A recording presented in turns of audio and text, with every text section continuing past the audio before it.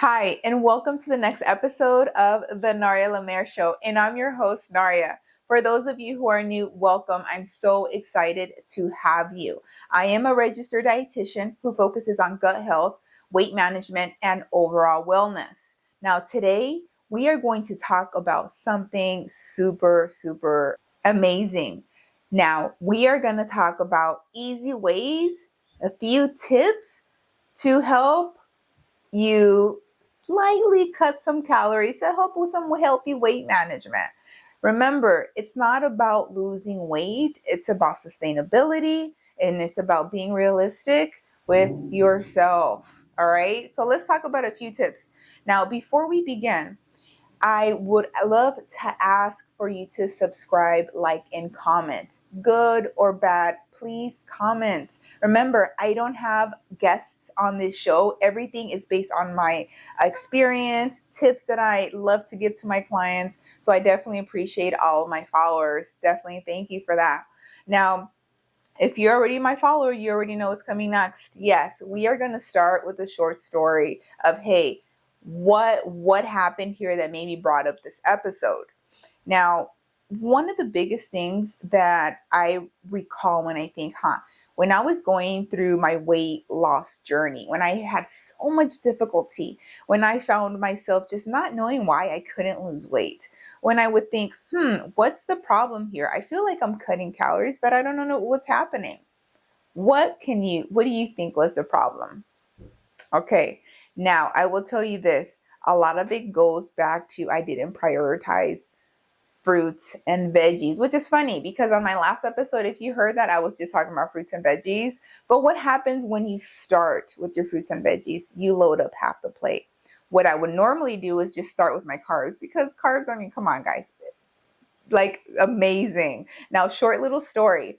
Long ago, I would say about, oh my gosh, 15, 16 years ago, one of my biggest and longest habits after work was go to work, get home, before I take a shower, before anything happened, go in the kitchen, grab my massive bag of frozen French fries. I'm not even joking. I'm telling you, if you ever see me with my cousin, she's fairly tall. So if you see me with a tall cousin, like ask us, she'll tell you. I would grab this massive bag of frozen potatoes and put some in the oven while I took a shower. So I would take a shower, come back down, and what was my dinner? A massive amount of fries. But I didn't eat anything for breakfast. I really didn't have anything for lunch. So why can't I lose weight if I'm just eating one meal a day? Does that sound familiar? That was my life for the longest period of time. Now, when I wanted to do a diet, of course, the fries had to get out of my life and I had to do a diet, and probably the worst days of my life doing any diets. I've done like a grape diet. I've done like a soup diet. I've done probably any diet on this planet Earth. Maybe not the new ones because obviously now I don't do that stuff. But before, you name it, I did it. And during those days I was on a diet, I could tell you I was so disgusted from the second I woke up because I knew I couldn't have my fries. I knew I wasn't going to have any good food. I knew I was just going to be grumpy. I was just not excited. I wasn't excited. And guess what happens when you're hangry?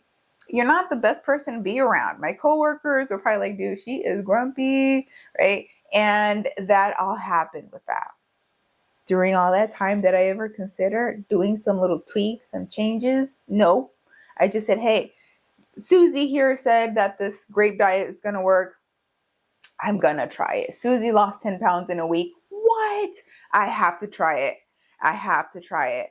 All that time, yes, weight loss. I lost the weight, gained it, and then the cycle continued for the longest time. I felt I was in that cycle probably for like almost half of my life. So much not fun. So moving forward to now, one of the biggest things I like to tell my clients, and really anyone, you guys, if you're working on weight management, having one meal a day can be the biggest reason why you can't lose weight. Guys, if you're having one meal a day, and yes, I'm going to say it again because I see it way too much. If you're having one meal a day, that's probably why you're not losing weight. Remember, if we're trying to lose weight, you have to be in a calorie deficit. There's no going around that. You have to be in a calorie deficit. So if you're eating one meal a day and you're not losing weight, are you in a calorie deficit? No. Usually when someone has one meal a day, they're having some snackies around the day. That one meal is massive, and then they have snackies after that. Or they'll have one meal that may be fair, but then it'll be so much restriction that it'll lead to overeating.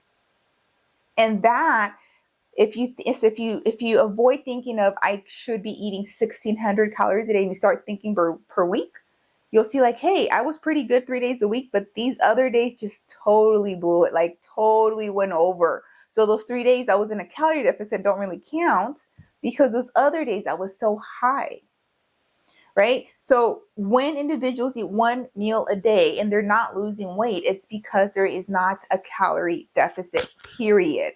There's no arguing, there's no debating that. I wish it was a funner answer, a more, attractive answer. But the truth is, if you want to lose weight, you have to be in a calorie deficit. I was just talking to a patient and she was mentioning she wanted to get, I'm not sure if you've heard of this Orbra. It's like a balloon that's placed in your body and it expands, so it helps with satiety, right? It helps with satiety. You eat less, you lose weight, calorie deficit. She's also interested, or she was interested, in the weight loss medication. The weight loss medication reduces your appetite. Reduced appetite, you eat less, you lose weight due to a calorie deficit. There is no magic pill. Weight loss has to do with being in a calorie deficit, period. So if you're thinking, I need this, I need that, not necessarily. Could you benefit? Sure. That's when you talk to your healthcare professional, you talk to your doctor, you talk to your healthcare professional to see if it's right for you. I am not saying that these are not good things to try, because I've seen so much success with them, but they're not always going to be the answer. They're not always going to be the answer. And again, I see this too much not to tell you. So what I always mention is calorie deficit, calorie deficit. So let's review some tips. How can we easily get into a calorie deficit without going into these crazy restrictive diets that if you're on vacation, you have to worry, or if you're out traveling, or if you're out eating with friends, stress. Number one, when you make your plate at home, start plating with your color. Usually we tend, and I say we because I'm a human too and I tend to do this, I catch myself, to start with the carbs. Ooh, those mashed potatoes, let's go. Or that pasta, all right. Ooh, bread, okay. No, start with your veggies. Put your veggies, make sure it's half of the plate, low non-starchy vegetables. Of course, like root vegetables, those we want to be mindful because they're starchy, but non-starchy veggies, load up your plate. Visual appeal has a lot to do with it. We see more on the plate, we're like, okay, this looks good. Load it up. Don't be scared of your fruits and veggies, guys, okay? There's so much I hear about, but Nari, you shouldn't have fruits. What are you talking about? You're going to give me an attack right now. You're going to give me a panic attack. Unless your doctor, dietitian, or nurse has told you to monitor your fruit intake, stop listening to these crazy social media comments about fruits. Fruits are great. You need fruits and veggies. Okay. Half of the plate, fruits and veggies, period. Then you have your other half, which is like, okay, now I see there's a smaller portion. So next we have our fiber, fruits and veggies, fiber, fruits and veggies. Guys, fiber is so important. You should 100% be meeting your fiber goal. If you don't know, remember, I mentioned this before, 30 grams for women, 40 grams for men, period. Okay, all right. So now next, you have your fiber on your plate. What's next? Protein. Now, an easy starter, just use the palm of your hand and half of your fingers. That's a starter point. Later, you can get fancy and weigh about 4 to 6 ounces, give or take on each individual. Now, with that, a low-fat protein most of the time.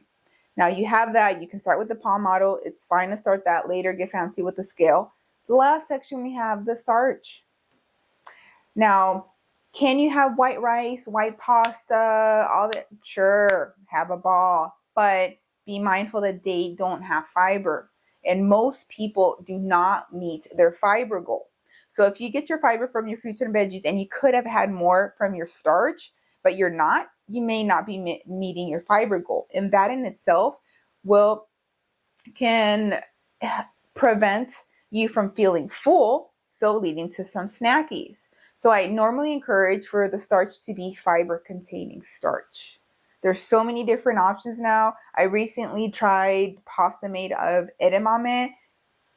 Oh my gosh, it was so good. I think I like it more than the garbanzo pasta, but I have to confirm that. So don't take that as the final answer. But anyhow, veggies, protein, starch, preferably a starch that has fiber, and just be mindful.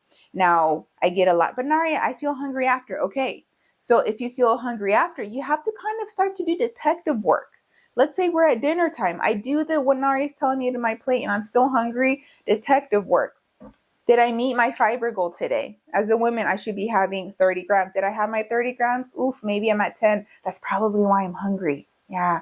Or did I meet my protein goal? Let's say my goal is 30 grams a meal, just random number. Did I do that? Ooh, maybe I had 10 grams for breakfast because I was in a rush and I only had one egg. Yeah, that's why you're going to feel hungry. So first, see, did you meet your protein, your fiber goal? How's your water intake? Maybe your body is just thirsty.